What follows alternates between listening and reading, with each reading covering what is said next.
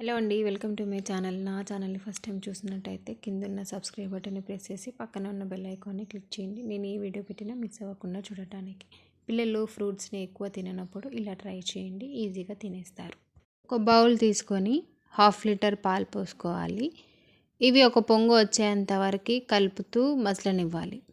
ఒక పొంగు వచ్చాక 1/2 లీటర్ పాలకి 1 కప్పు చక్కెర తీసుకుంటే సరిపోతుంది. ఇప్పుడు చక్కెర వేసుకొని మరి కొద్దిసేపు మసలనివ్వాలి. ఇది మసలేలోపు కస్టర్డ్ పౌడర్ని మిక్స్ చేసుకుందాము.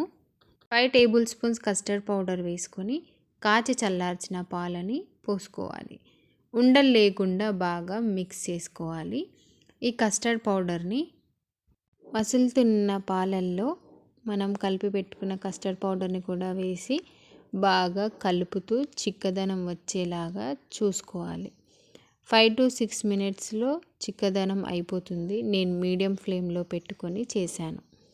ఇలా చిక్కగా అయ్యాక దీన్ని మనం స్టవ్ ఆఫ్ చేసుకొని గోరువెచ్చగా అయ్యేంత వరకు చల్లార్చుకోవాలి.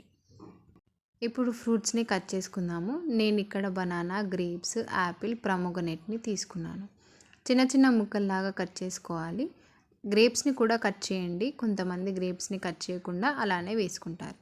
కట్ చేసుకోవడం అయిపోయాక గోరువెచ్చగా అయిన పాలల్లో మనం ఒక్కొక్క ఫ్రూట్ని వేసేసుకోవాలి.